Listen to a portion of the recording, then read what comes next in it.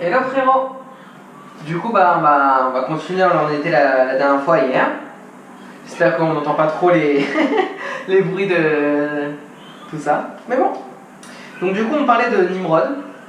Et Nimrod c'était un dictateur qui vient comme ça, qui va aller se battre contre Hachem. C'est un peu ce qu'on avait parlé la dernière fois. On avait parlé aussi avant de Shem, Ham et Yafet et la naissance des futures civilisations occidentales, orientales et africaine. Ouais. Et donc du coup de là va venir Nimrod et une notion qui est connue, c'est Babel. Et donc du coup Babel c'est quoi? C'est comme on sait, c'est une espèce d'immense tour où toute l'humanité s'était, l'humanité, une grande partie de l'humanité elle s'était concentrée à construire cette tour là pour aller entre guillemets se battre contre Hachem. En vérité, c'est pas, c'est un fait de se battre contre Hachem, mais en vérité, c'est une façon de pouvoir de Nimrod de réunir tout le monde dans un même but. Et c'est pas exactement contre Hachem, c'est contre sa morale, en fait. Et c'est des choses comme ça. Et donc, du coup, qu'est-ce qui se passe? Entre-temps, il y a beaucoup de... il s'appelait comme ci, comme ça, et comme j'ai expliqué le nom, c'est l'identité. Il y a beaucoup de messages très importants et très secrets à prendre là-dedans. Mais c'est au-delà de ce petit cours que je te fais. Donc, ouais. Et donc du coup, ils allaient faire une gigantesque tour. Et aussi, entre autres, tu avais Nimrod qui avait commencé à mettre des idoles. Et entre autres, une des idoles, c'est quoi? C'est le Midrash qui ne raconte pas, c'est pas exactement dans le texte, le Midrash, c'est notre tradition qui nous raconte ça, qui nous rappelle ça. C'était une espèce d'arc et de flèche, une personne qui tient un arc et de flèche qui va tirer vers Dieu en fait. Ouais. Et Dieu, il a vu ce qui s'est passé. Et comme on avait dit avant, il avait déjà dit une fois je vais détruire le monde, je ne vais pas le refaire une deuxième fois. Et entre autres, il y avait une raison aussi pourquoi il ne pouvait pas détruire le monde cette fois-ci. C'est que, et que même la situation elle s'est passée entre guillemets de manière plus ou moins pacifique, c'est que à l'époque du déluge, les uns ils étaient contre les autres. Et on volait à l'un et on volait à l'autre, et du meurtre, et tout ça, il y avait tout. Mais là où Nimrod a fait sa dictature, quand même que c'était mal, quand même que ce qu'il avait fait, au-delà de pouvoir se battre contre lui, comme j'avais dit, il était contre les mœurs. Il était contre l'identité. Ça veut dire que Dieu, il a instauré à l'homme une capacité qui fait en sorte que chaque homme, il a des besoins différents. Et pour Nimrod, il disait non, l'homme, il est universel. Et non seulement il est universel, mais en plus, il va être sous moi. Ouais. Donc en vérité, la raison pourquoi Nimrod il a voulu assembler l'humanité, c'était pas pour assembler l'humanité, mais c'était pour que ça soit plus facile à gouverner. Quand t'as pas 15 000 pays, t'en as un pays et c'est moi qui gouverne Nimrod. C'est ça qu'il voulait. Mais d'un autre côté, tout le monde n'était pas en train de se battre les uns contre les autres. Et donc Dieu, qu'est-ce qu'il a dit? Il a dit bon, au moins il y a entre guillemets une forme de paix. Donc du coup, au lieu de tuer tout le monde, ce qu'il a fait, c'est qu'il a fait en sorte que tous les gens de la tour ils puissent parler une langue différente, 70 langues pour être exact. Et du jour au lendemain, ou peut-être en quelques temps quoi, et ben quand les gens ils se parlaient, ils se comprenaient plus. Il y en a un, il parlait un dialecte, l'autre il parlait un autre dialecte. Et il parlait tellement de dialectes différents que chacun après il est parti un peu de son côté. Ouais. Et donc du coup c'est comme ça qu'il a arrêté les trucs. Mais en attendant, Nimrod il a vécu à l'époque de... Et là c'est là où on va découvrir un personnage qu'on connaît bien. Il a vécu de Shem va naître Terach. Et c'est qui Terach? Terach c'est le père d'Abraham. Et Terach c'était le plus grand idolâtre qu'il y avait à l'époque. C'était un peu le prêtre des idolâtries quoi. Et tellement le prêtre des idolâtries que nos sages nous enseignent que Abraham, lui, et ça c'est pas le texte directement écrit, c'est ça c'est du coup la tradition que je vais sortir, mais Abraham, lui, il a commencé à remettre en question le monde dès ses 3 ans. Parce qu'en fait déjà, le monde il avait conscience de Dieu, parce que Dieu était quand même truc et tout, mais avec l'idéologie de Nimrod, des idoles et tout ça, il n'y a pas que ça, il y avait plein de trucs contre la morale et contre Dieu, et donc du coup d'apporter des idoles, d'apporter tout ce que Dieu il déteste, quoi. C'était ça le truc de Nimrod, quoi. Donc du coup pour que l'homme puisse gouverner sur l'homme. Et donc du coup le monde il avait un peu oublié ça, et Abraham il s'est fait une réflexion, qu'est-ce que Dieu? Et ou plutôt qu'est-ce qui gouverne sur tout avant d'arriver à Dieu? Et en fait ce qu'il avait dit, c'était sa réflexion elle est qu'est-ce qui peut être au-dessus? Ou plutôt, comment tu fais pour définir Dieu? Je peux définir parce qu'il n'est pas. Alors du coup, il a commencé à regarder le ciel, et il a se dire, ah peut-être le soleil c'est Dieu? Et il avait vu qu'il y avait les nuages qui sont passés devant.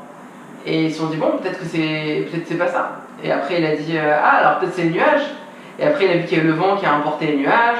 Après peut-être c'est la montagne, etc., etc. Et il a fait tout un raisonnement pour se dire, mais finalement, si jamais il y a toute cette hiérarchie de choses qui vont l'un sur l'autre, qui gouvernent sur l'un, qui gouvernent sur l'autre, chaque chose est un son temps, c'est pas possible que ça puisse exister si jamais il n'y a pas une logique qui emprunte à tout, et si jamais il n'y a pas quelque chose qui gouverne. Et donc du coup, c'est grosso modo. Et donc du coup, c'est comme ça qu'il a trouvé Dieu. Et en trouvant Dieu, qu'est-ce qu'il va faire? Il va détruire les idoles de son père. Son père, il va détruire les idoles de son père, et s'il Midrash raconte comme quoi il y a des différentes personnes qui vont venir pour lui demander des idoles, parce que c'était Terach, le père d'Abraham, qui avait la boutique d'idoles, et Abraham, des fois, il tenait la boutique pour son père. Et donc, du coup, il y a des gens qui venaient, etc., etc. Et qui posaient des questions et tout. Et à un moment, Abraham, il détruit toutes les idoles. Et son père, il dit, il voit comme ça, tout est détruit et tout. Et il pose la question à son fils, mais qu'est-ce qui s'est passé, tout ça, il y a un voleur qui est arrivé, donc cambriolé, qu'est-ce qu'il y a? Et en plus, Abraham était avec un bâton, donc... Et Abraham, il dit, non, mais en fait... Ah non, c'est pas qu'il avait été un bâton, il avait donné le bâton à une idole. Elle dit, non, c'est pas moi qui ai détruit les idoles, c'est l'idole là-bas, elle a détruit les autres idoles. Et quoi? Et il a dit, et son père, il a dit, mais c'est pas possible, l'idole, ça bouge pas, ça se met pas en colère, ça truc et tout. Et Abraham a dit, oui, c'est vrai, alors du coup, si les idoles, ça bouge pas, ça se met pas en colère, et alors pourquoi vous êtes tous en train d'idolâtrer les idoles? Et son père, il a pas kiffé. Il a tellement pas kiffé qu'il avait envoyé chez Nimrod. Et Nimrod, donc du coup le plus grand dictateur de l'époque, et il avait dit, voilà, Abraham, il est contre le culte des idoles. D'ailleurs, un petit aparté, mais on voit que dans le truc universel, quand la gouvernance, elle essaie de prôner l'universalisme, et généralement c'est eux qui acceptent le moins en fait.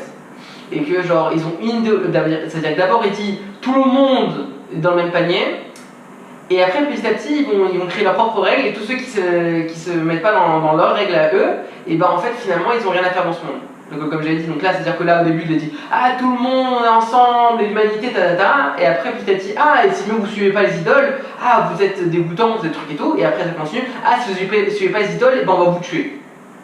Donc ça a commencé comment? Ça a commencé d'abord par une idée de réunir tout le monde ensemble, de paix, de trucs et tout, et en fait c'est que des trucs pour embrouiller, parce qu'il y a une limite de ce que l'homme peut gouverner. Mais bon bref, c'est une parenthèse. Et donc quoi? Donc du coup il avait envoyé Abraham vers Nimrod, et Nimrod il voulait le brûler. Et le mettre dans un espèce de four en fait, de feu. Et Abraham il va là-bas. Et lui, il sait que les miracles ça peut exister, c'est ça, mais il n'était pas encore en communication avec des gens qui connaissaient vraiment tout ça. Mais lui, pour ses idées, il s'est dit, si c'est ça qu'il faut, c'est ça qu'il faut. Et Dieu va le sauver, il va lui faire un miracle. Et donc en fait, entre guillemets, ça va être le premier contact direct entre Abraham et Dieu.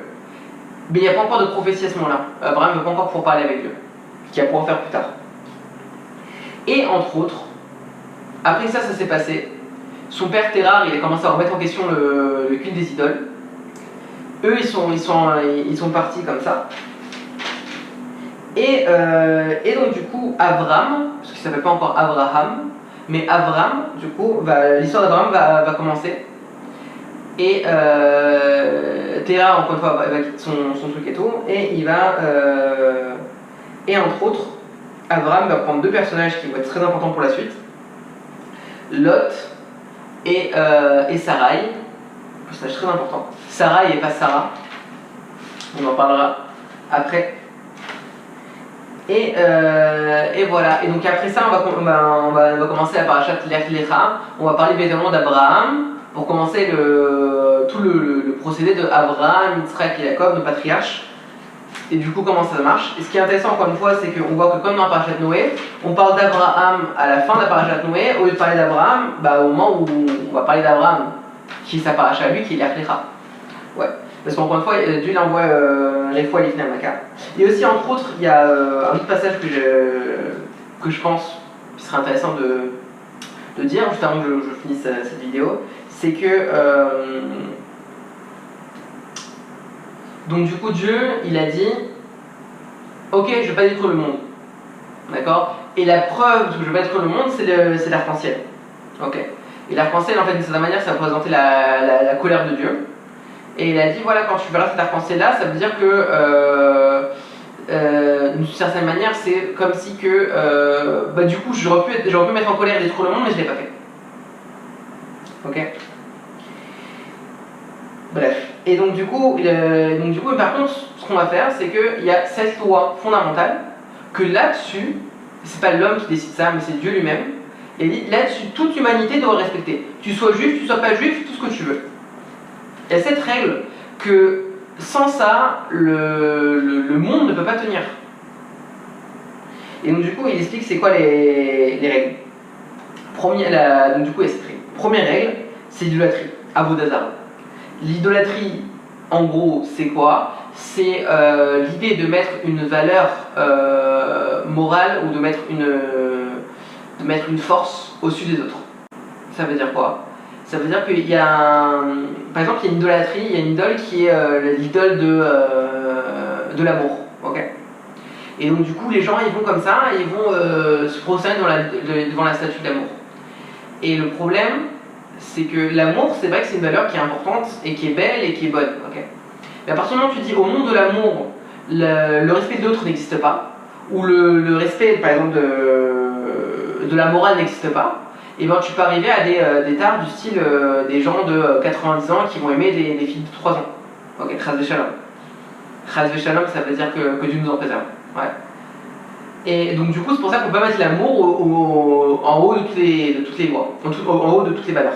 Et qu'on peut pas genre se prosterner devant l'idole de l'amour ou de tout ça. D'ailleurs, ouais, bref. J'ai plein d'apartés que je pourrais faire, je vais pas les faire. Peut-être que je les ferai dans une autre vidéo si ça intéresse, si vous envoyez un commentaire pour me dire que ça vous intéresse ce que je connais sur l'idolâtrie et sur comment l'idolâtrie moderne s'exprime, mais ça c'est autre chose. Deuxième chose, c'est qu'il faut Birkat Hashem, ouais. Il faut avoir conscience que Dieu il existe et de remercier Dieu dans tout. Ok.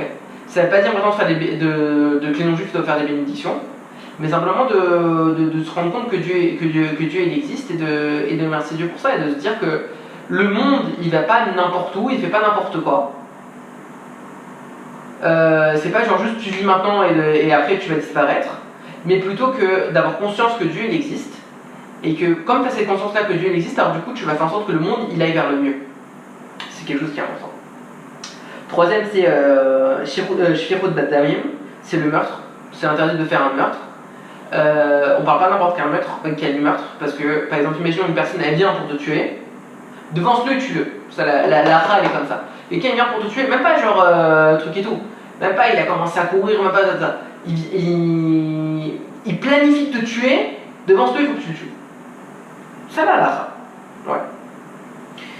Mais par contre, le fait de tuer pour rien, et ben ça par contre.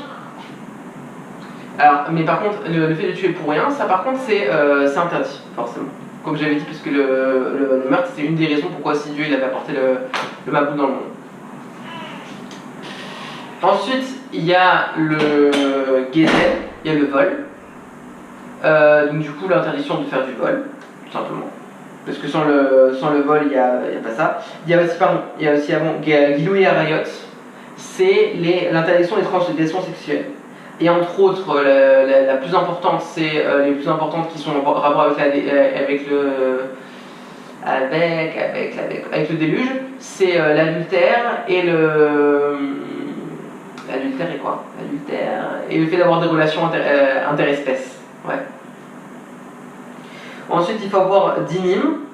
les lois judiciaires, c'est-à-dire que chaque civilisation devra avoir un système de loi pour mettre les choses en place, entre autres contre le meurtre et le vol déjà.